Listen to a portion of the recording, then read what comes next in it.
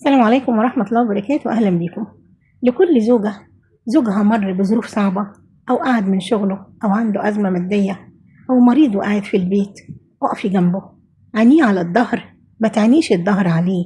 انت عارفة إن الراجل أكتر حاجة بتذله إنه ما يقدرش يصرف على بيته.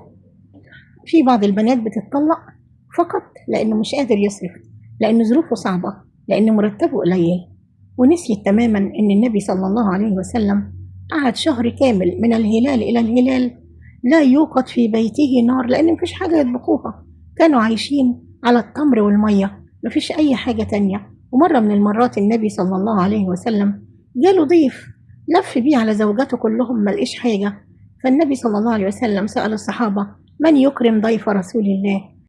ولسنا أعز على الله من رسول الله صلى الله عليه وسلم. فخليكي بنت أصول، وقفي جنب جوزك، ربنا يسعدكم.